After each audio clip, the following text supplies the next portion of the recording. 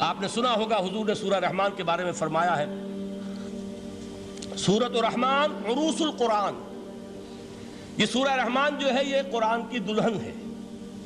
جیسے دلہن کو آپ خوشنما لباس پہناتے ہیں، آراستہ پیراستہ اس کو گہنے اور اس کو زیور پہناتے ہیں، تو جس طریقے سے سجاتے ہیں آپ دلہن کو، اللہ تعالیٰ نے ایک سورت قرآن مجید میں یہ ایسی رکھی ہے سورہ رحمان کہ اسے خوب سجایا ہے.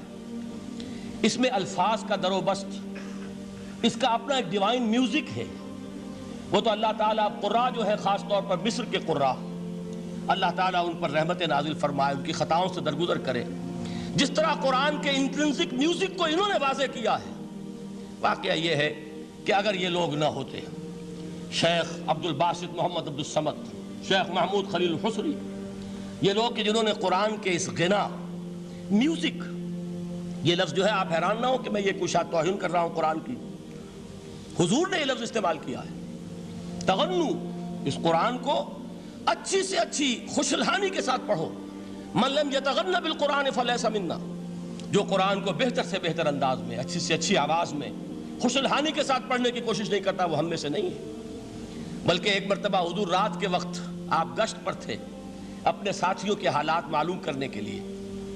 حضرت ابو موسیٰ اشعری رضی اللہ تعالیٰ عنہ ایک صحابی ہیں، ان کے گھر کے پاس سے گزر ہوا، وہ رات کو تہجد پڑھ رہے تھے، کھڑے ہوئے کیف کے عالم میں قرآن تلاوت کر رہے ہیں. حضور کو بہت پسند آئی ان کی قرات، کافی دیر تک وہاں کھڑے سنتے رہے. اب انہیں کیا پتا کون سن رہا ہے. بالکل اسی طرح سمجھ لیجئے ایک بات یاد آئی ہے. حضور فرماتے ہیں کہ جس طرح کان لگا کر اللہ قرآن کو سنتا ہے، کسی چیز کو نہیں سنتا. ہمیں نظر نہیں آتا نا، ہمیں معلوم نہیں، ہم قرآن پڑھ رہے ہیں تو سننے والا کون ہے؟ سب سے زیادہ کان لگا کر خود اللہ. یہاں اس لیے مجھے یاد آیا کہ ابو موسیٰ اشعری کو کیا پتا تھا کہ کون سن رہا ہے.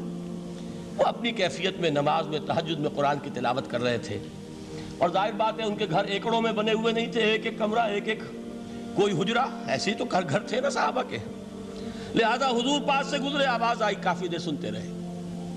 اس کے بعد آپ تشریف لے گئے، صبح فجر میں ملاقات ہوئی تو حضور نے تحسین کے انداز میں فرمایا، یا ابا موسیٰ انک قد اوتیت مزمارا من مزامیر آل داؤد.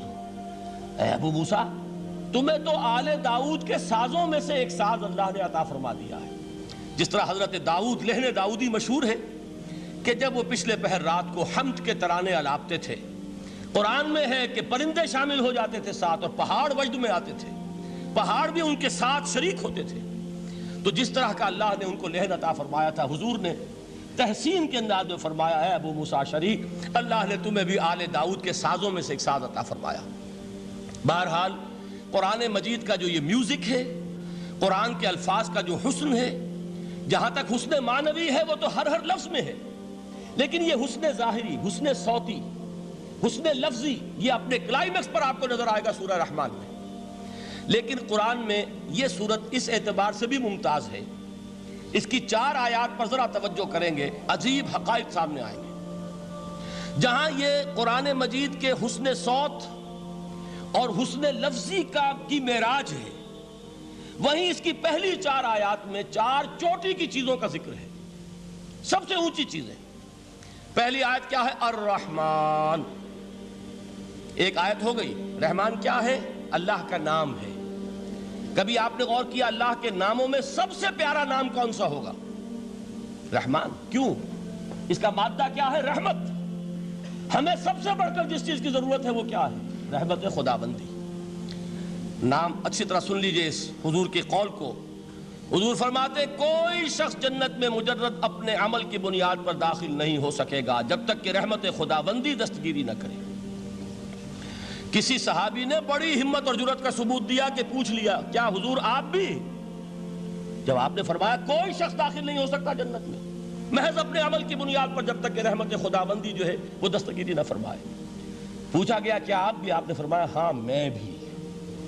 آپ انداز کیجئے کہ اگر محمد الرسول اللہ بھی رحمت خداوندی کے ضرورت مند ہوں تو تاب دیگراں چے رسد، ہماری تو سب سے بڑی ضرورت رحمت خداوندی ہے. اب یہ رحمت جو ہے قرآن مجید میں اللہ تعالیٰ کی یہ شان 2 الفاظ کے ذریعے سے آتی ہے، رحیم اور رحمان.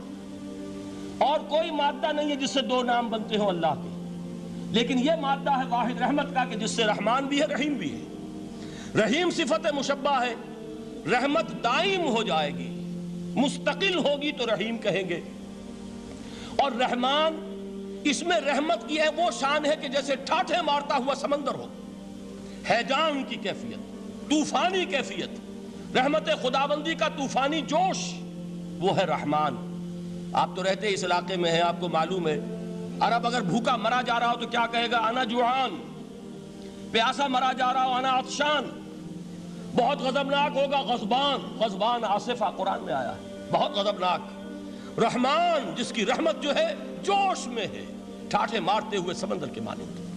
تو یہ اللہ تعالیٰ کے ناموں میں سب سے پیارا نام۔ اب آگے چلیے، الرحمن علم القرآن، رحمان نے قرآن سکھایا۔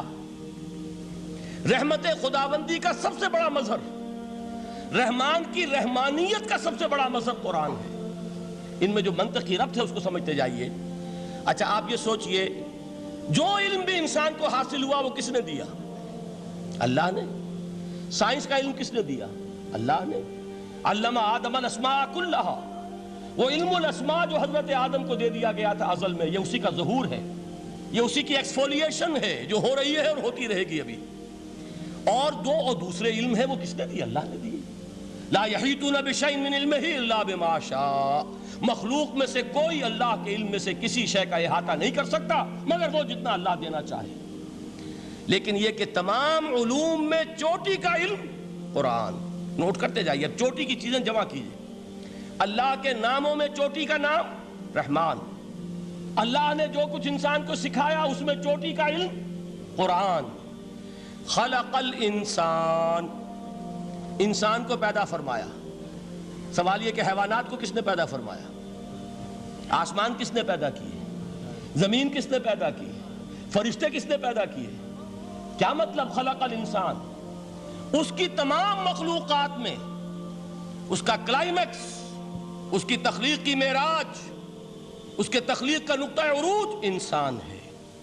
یہ ہے کہ جو مسجود ملائک بنا ہے۔ وَلَقَدْ كَرَّمْنَا بَنِي آدَمَ وَحَمَلْنَاهُمْ فِي الْبَرِّ وَالْبَحْرِ وَرَزَقْنَاهُمْ مِنَ الطَّيِّبَاتِ وَفَضَّلْنَاهُمْ عَلَى كَثِيرٍ مِّمَّنْ خَلَقْنَا تَفْضِيلًا۔ تو تخلیق میں سب سے اونچی تخلیق انسان کی، علموں میں سب سے اونچا علم قرآن کا، اللہ کے ناموں میں سب سے اونچا نام رحمان۔